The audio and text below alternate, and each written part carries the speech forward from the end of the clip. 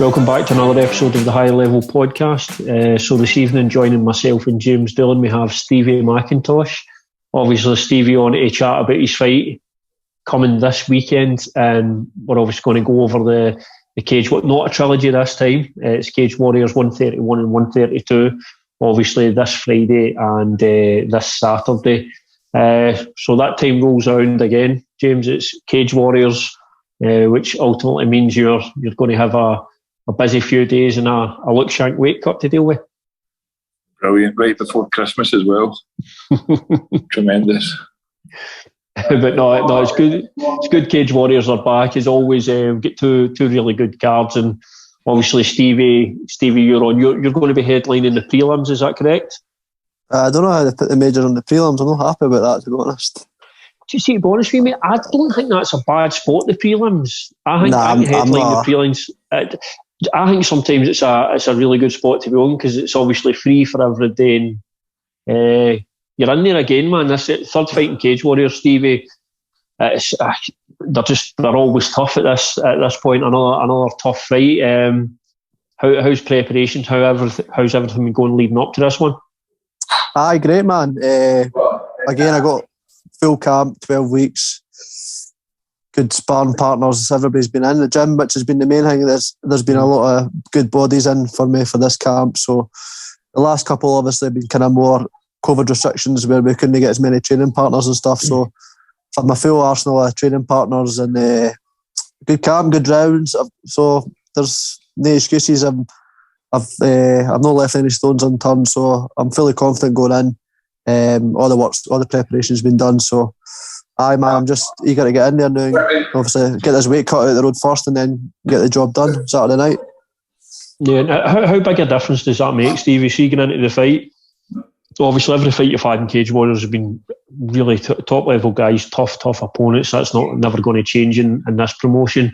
But how big a difference does it make getting in there, knowing you've had that full camp, you've had the best preparation you could have? Aye, man. It's easy. See that last fight is probably the best I've probably fought, and it was probably just getting that 12 weeks where I could totally dedicate myself to the fight, getting the morning sessions and stuff in. And I think you just, before you go out and you know all the work's done, there's nothing else you could have done that is going to change the outcome. So go out and have fun. That's the way I kind of see it now. Like a wee bit before, probably put a wee bit more pressure on not losing. Where now I'm more just focusing on performing and having fun, and it seems to be working. So, like I say, that like you say, I've had tough fights in CageWarriors, but that's what I've always wanted. Like I wanted, I'm not getting any younger. I've not got time to pick and choose my fights. Mm-hmm.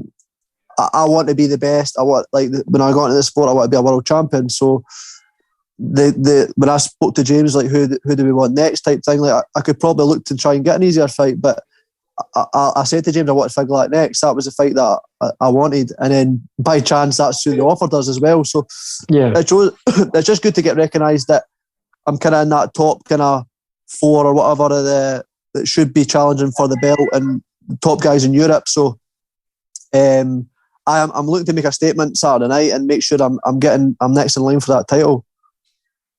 And James, for you, obviously with Stevie again, in there against another really tough opponent. In terms of this fight itself, how do you look at this fight for Stevie in comparison to who's fought in the past coming into CageWarriors, and where a win against Figlak puts him?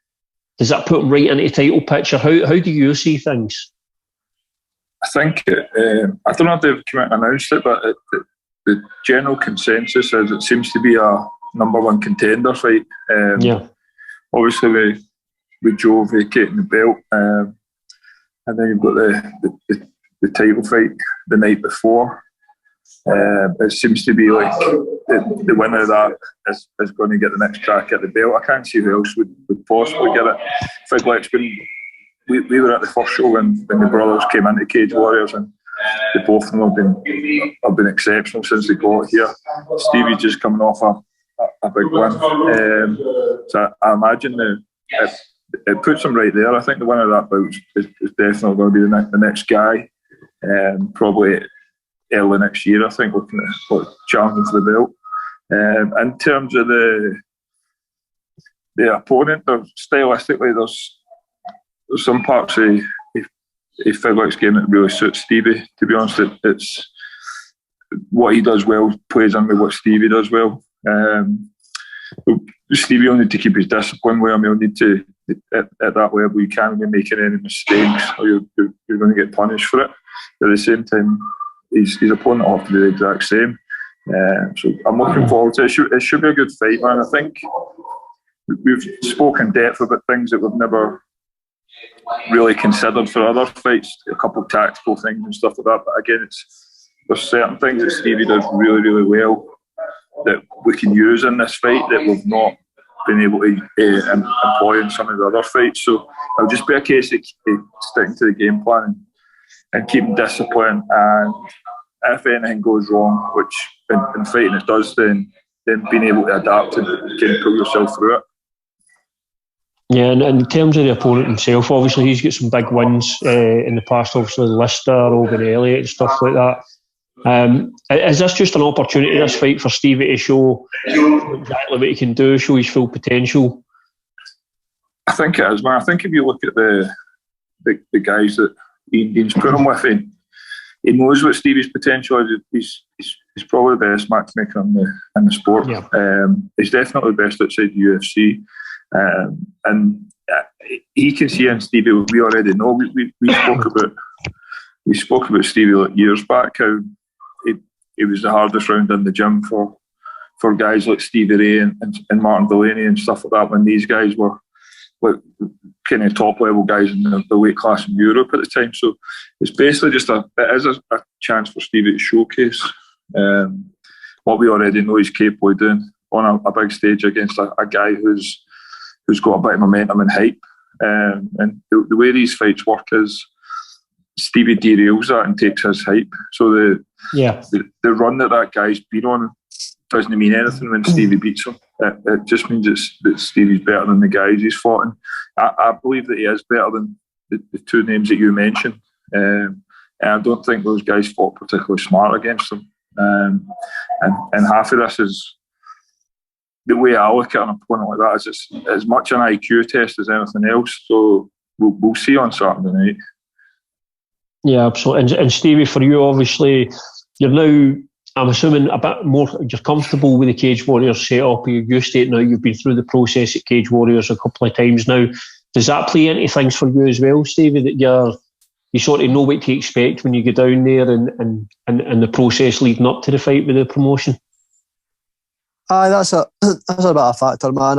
I'm kind of used to, obviously, like you say, I've fought in York Hall twice before, and this is my third time, so you know where you're going for warming up, and the cage is the same size. And the only difference for me now is that obviously there's fans back again, which to me doesn't really play any factor, to be honest.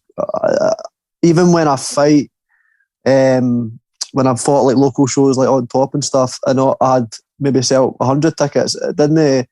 It made no difference to me, to be honest. Like, it's nice having people there, but nobody can help you in there.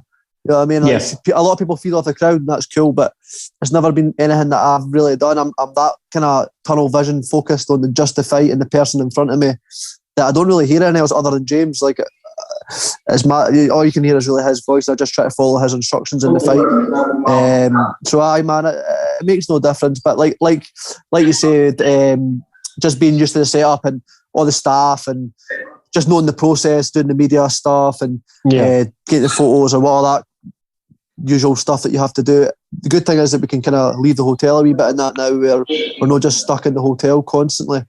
So it's good, man. It's good. I'm used to the setup, and so all going well for Saturday night. I'm just want to get this weight cut underway now and get that bit out the road, and then I can refeed. We'll talk about the weight cut in a minute. You obviously heard us speaking there about potential title implications for a win in this fight.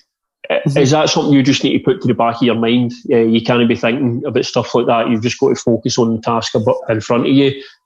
That's it. I don't like. I always take one fight at a time. I never look past anybody. Looking at the future. Like, obviously, I know it is there in the back of your mind that you win this fight, there's a good chance you'll be next in line, which is cool. But I still need to beat this guy. Like it's not going to be an easy task, and I'm fully aware of that.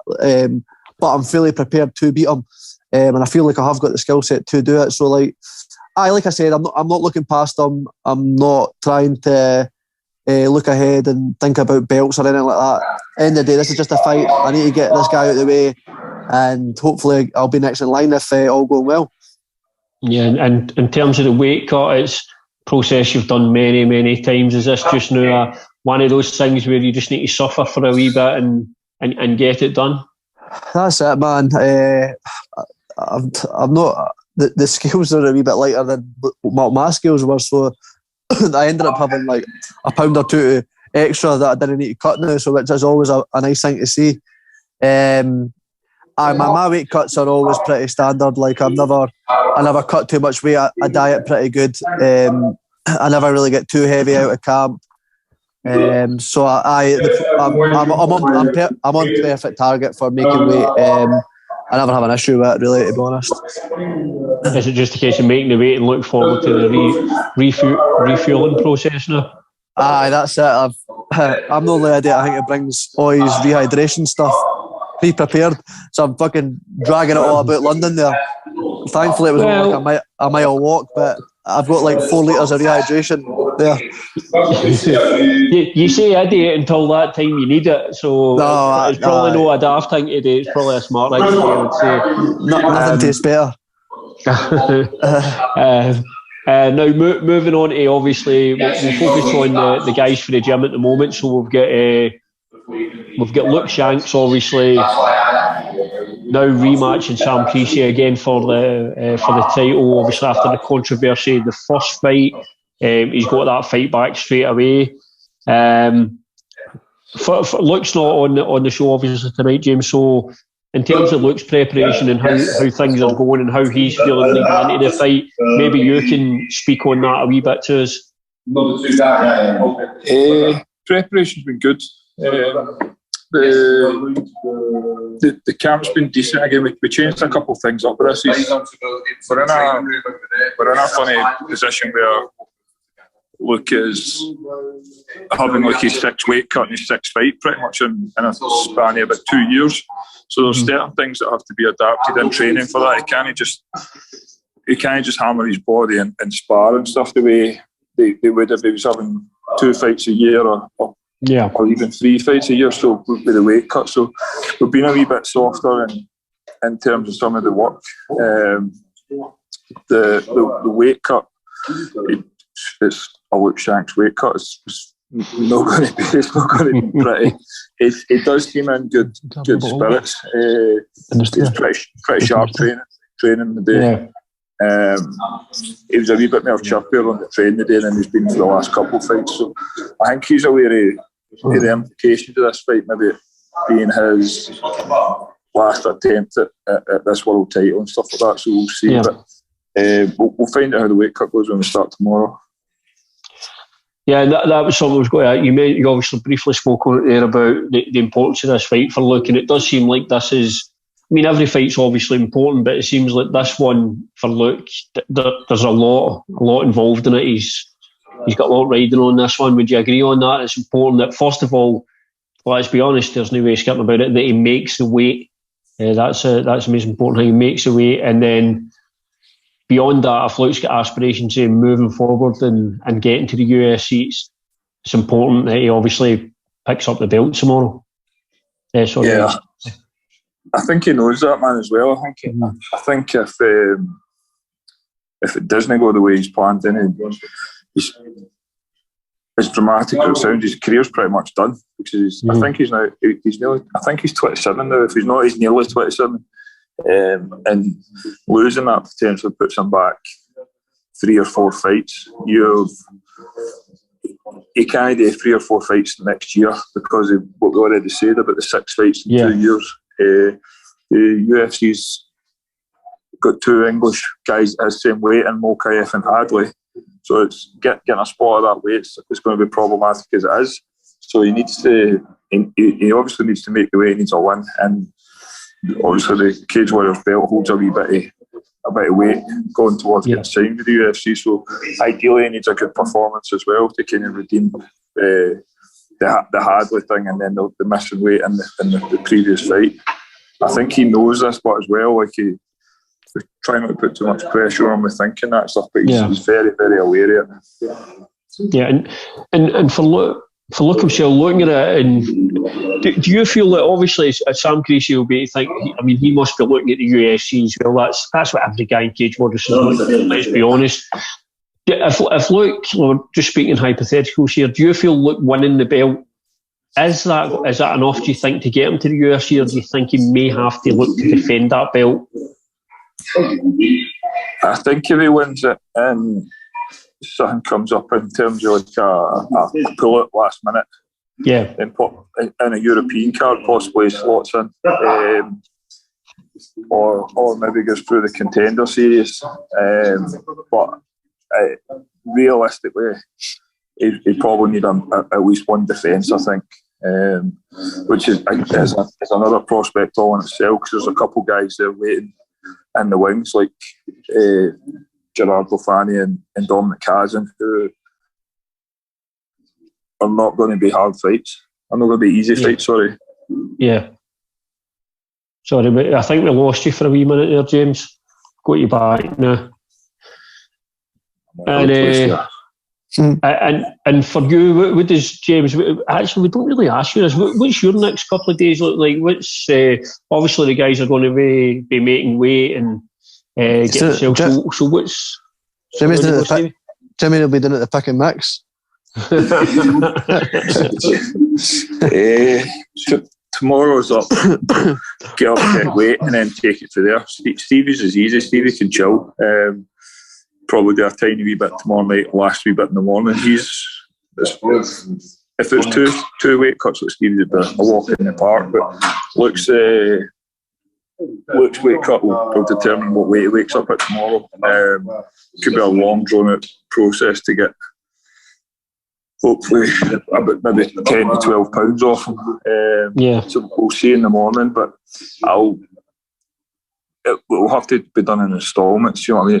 It's not something that's going to happen in a winner. So we'll do a wee bit in the afternoon, we'll rest a wee bit, do a wee bit in the evening, rest a bit, and then see how fast it's coming off and stuff. But generally, we guys cutting that amount of weight, it's quite a long night. Tomorrow night's quite a long night. You're either going to be up late, getting to sleep, or you're going to bed and then getting up very, very early.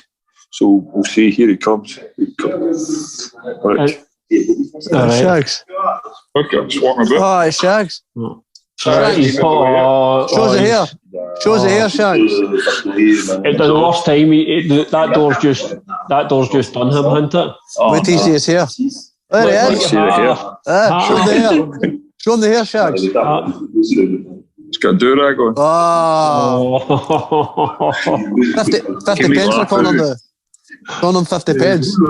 Maddie's laughing.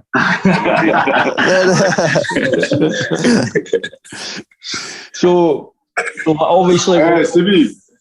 Maddie. Where's Stevie? The champ's here. I'm gonna share with you some pizza. French bread. Yes. French bread. Friday. Tomorrow after the weigh-in, come to see me. I'll come see you. Friday. I need to wait till Friday. I've got to weigh in as well. Friday. I'm finding on Friday, yeah. And you have the weigh-in on Friday? Yeah. Weigh-in Friday. Okay, so come. Yeah, I'll come Friday. Okay, my man. Perfect. Bastard got a number on me too. That bastard got a number on me. That bastard got a number on me the last time too. Nah, he's a nice guy, man. I know, but I mean, it's one of the ones that's potentially rematch in the future. I'll be coming for another pop. Nah, he's a good guy, man. That's always the beauty of the sport. When guys can get in there and try and take each other's heads off, but then break bread after. That's it. Perfect. And so what I was going to say there is we've obviously got the card on the Friday. So I take it you've obviously got to be watching the card. You'll have made weight by that point, Stevie. Yep. And on the Friday card, what fights are you looking out? What fights are you looking forward to? What fights stand out, James, for you? I can't even remember the whole card. The title fight's definitely. Yeah. Is it the middleweight and the lightweight titles on Friday night? Yeah, so I obviously Ladkadar and Hardwick are fighting. They're obviously I've totally messed up Mehdi's name there, but they're fighting for the lightweight belt, and it's. I think they've changed the card, but that's for the lightweight belt. Yeah, that's one of the best fights. We've got Bonner Mellon for the. Matthew Bonner's fighting. So the main event definitely, I think, it's one of the best fights over the 2 nights. Obviously, we've got interest in that weight division, but that's an excellent fight. And I always kind of like watching Matthew Bonner fights, like one of those kind of underdog guys. He's went to being not average is the wrong word, but he's went to being fairly kind of a good fighter to now he's a world champion. Like he's I think he went for a couple of losses to he changed gym to Next Generation. He's went on a mad run and now he's like the middleweight champion. Looked absolutely brilliant in that last fight. So those fights are definitely ones you want to watch. I can't remember much of the prelim card. I've got the card here. I'll pull it up and out. There's a few good fights. And obviously jump on the Hardwick Mehdi fight. But Stevie, who do you fancy in that one? Obviously Hardwick's him and his brother have been doing fantastically well, and then obviously Mehdi, who you've had first-hand experience in the cage way, welcome you to Cage Warriors. I would like the rematch with Mehdi probably, just to get that one back, to be honest. But either way, I'm not fussy. I just need to take whoever they give me. Obviously need to get past Figlak first time. Either or, I'm not fussy, but it would be nice to run it back because no make excuses, but I never got as much notice as I would like. To get a full camp against Mehdi would have been better. Yeah. How do you see the fight going, Stevie? Do you see it? How do you see it going with obviously Hardwick and Mehdi? That is a very close fight. It's really hard I would probably edge towards Mehdi, but I mean it could go either way. Both of them are really good. Yeah, and James, for you that fight, obviously for the vacant lightweight title, where you leaning in that fight? I know he's probably next to you standing, but he's an entire team. We'll just watch carefully what you say here. I think it's a 50-50, to be honest. But we were talking about it in the training the way down. If Mehdi gets his spots with the boxing, I think I can't wait to see it. I think it's a real good fight because I think Hardwick will engage in boxing with him. And I think that could possibly be a mistake. But I think if Hardwick mixes stuff up, which both those brothers are very, very capable of doing, it could be a proper fight, man. I think it's going to be good. I forgot how big he was, what Mehdi was until we clocked him the day in the hotel. He's a really big lightweight. I know Hardwick had fought up at welterweight, so he's not like a small lightweight himself. So it's a real good fight, man. I don't know who I'm edging towards. It's a proper coin toss. I think both guys are very, very good. It's definitely a close fight, and again it's just Cage Warriors doing what they do, putting great fights. Now, regarding obviously we spoke about Luke and Stevie's fights on the Saturday night, the 132 cards. We've got Dominic Wooden and Carlos Abreu headlining that card. Obviously looking Sam co-main on that one. What other fights in the card are you looking out at? For example, we've got Michal Figlak fighting the main card against for me, I'm looking forward to seeing Aidan and Paul McBain, obviously. Just the Scottish kind of interest. I think both of the guys are going to get wins. I'm looking forward to seeing Tobias Harila as well, who's back after his first his loss. I'm interested to see him back. And then Wooden as well. He's exciting, man. It looks like he's got not an easier fight, but it looks like potentially it's a better fight that could let him showcase his skills. I'm expecting a knockout for him. He's looked absolutely frightening at Cage Warriors. So I'm excited to see him fight live again.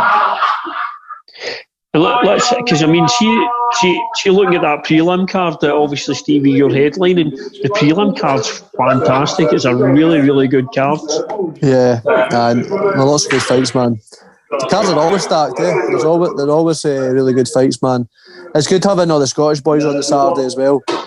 Aye, 100%. Aye, it's good. It's brilliant that they do that. I'm looking for. It's good they've got his own that one card so we can sit and watch it all the way through.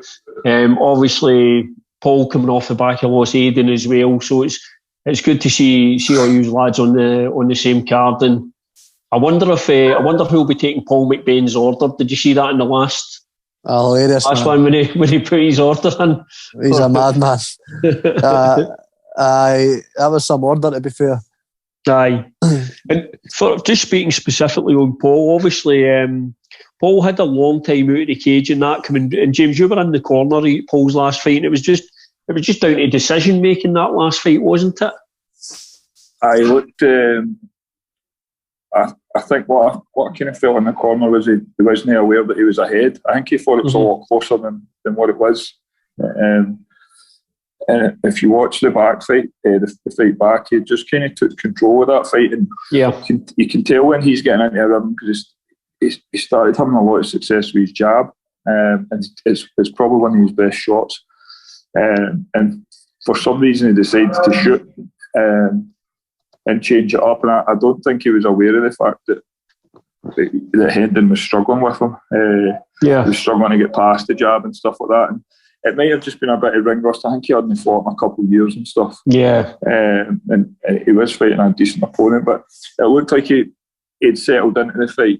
There was a wee bit of a change in momentum quite early, but then for the next 2 and a bit minutes, Paul had kind of been leading it, and then just decided to shoot. I'm not quite sure why, if he felt something in there that we weren't seeing for the side, but I think I spoke to him after it and he was aware of it. He was like, I don't know why I've done that. He just wants to fight. He admits this himself. Sometimes he just wants to get into a fight. But I'm pretty sure he would have learned for that. He's quite a smart guy as well, Paul. He's got some good people around about him. So I'll be interested to see him again at the weekend. I'm fully expecting him to be, because he's had that fight and blew off that ring rust for the time out. I'm expecting him to do very good at the weekend. Yeah, absolutely, and that definitely having. I mean, Stevie, you've had periods where you've obviously suffered from injuries and you've had to be out for as long. Obviously, Paul was 2 years. It must play a part when you're out of the cage for that long. Obviously, you're training, you're sparring, but it's still not exactly the same, especially under the lights of a big promotion like CageWarriors. It must play a part in there when you're out so long. There's definitely is a bit of a factor. I had it. Was it 3 fights ago or something? I hadn't fought, and I think it was maybe 18 months or something like that. And to be honest, I was really calm, and it wasn't really so much in it to do with nerves and that. It's just you're slightly off with timing and stuff like that. But I think it's different jumping into this level of fighting after 2 years off.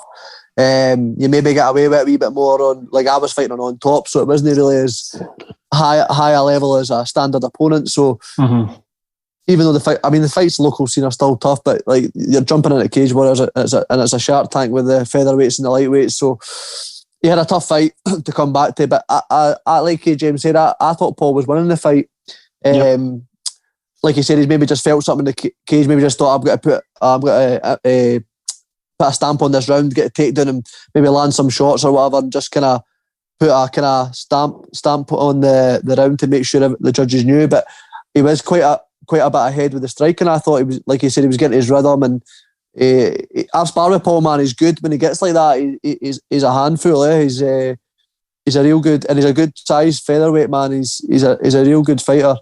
I think he runs through this guy on Saturday, to be honest. And I think Aiden's the same. I think both of them get the wins Saturday night. So it does have a little bit of a factor, but I think he'll be fine. He's experienced, man. He's been about a long time. Yeah, and it's just good that he's back in, obviously, and hopefully he picks up that win on Saturday. And with regards to Aidan himself, obviously Aidan's had a few wins in Cage Warriors. He's one loss, but the opponents, the guys he's fought, I mean, Paul Hughes, and then obviously Tobias Harilla as well, who was obviously a big prospect coming in. He's since then lost. But again, in this promotion, at this level, James, the level of guys you're fighting, it's just more often than not, it's the best guys available. I think Aidan's back at a catch weight as well this one, because I'm on £40, which he's definitely one of the guys that I know making bantamweight. It's pretty hard for him, but he's not the biggest featherweight. And the two guys that you just mentioned that they'd lost to at featherweight were physically just bigger than him. With Harila and Paul Hughes. But I think he'll be back at the weekend with a good one. I think he's got a decent opponent. I think the guy's quite tricky and stuff like that. But I can see Aidan kind of sussing that out and getting on his back and choking him. I think what Stevie said. I think Paul and Aidan are going to look pretty good at the weekend. Yeah, you mentioned some there about, and it's we see with a lot of guys like Aidan, maybe a bit too big for bantamweight, a bit too small for featherweight, and then when you look at the UFC, the size of the featherweights, what do you do as a fighter in that situation where you're just stuck in between weight classes almost? A lot of it depends on your style, to be honest. See, if Aidan's quite he's well rounded and stuff, but his best thing is his grappling, his back takes and his neck ties and stuff like that is excellent. So generally, the size advantage suits the grappler more than the striker. The striker, you can get away with being a wee bit more agile with good footwork and kind of picking your shots and stuff like that. But I think Paul could probably get away at lightweight with his frame and stuff and just using he's got good feet. Like you said earlier, building a game off his jab. But I think with Aidan's A-game stuff, his back takes and stuff like that, it suits him to be bigger at the weight. And he had quite a lot of success as an amateur, being a big bantamweight and stuff like that. But it just gets harder to make that weight as you get a bit older and stuff like that. Yeah. And the two guys that we kind of mentioned that had beat him, I think Paul Hughes not try and force grappling with him. He made a point. He made a point in grappling with him to say, like, I can grapple with this really good grappler. And obviously, Aidan had shot in on Tobias and get sprawled on and get caught for under guard. And if he was, that wouldn't happen when at bantamweight, where he's bigger and stronger. These guys are obviously technically very good, but they're just physically bigger than him. So you get away with certain things when if the skill level is very similar. If you're the bigger, stronger guy, you're going to get away with stuff that the smaller guy won't. More so in grappling than in striking. Yeah. And just last thing, I'll finish up for me then. Obviously, Stevie, remove your fight for the next question that I'm going to ask. What's the fight of the weekend for you then, James? Don't pick any of the higher level guys, but out with the gym, what's the fight of the weekend?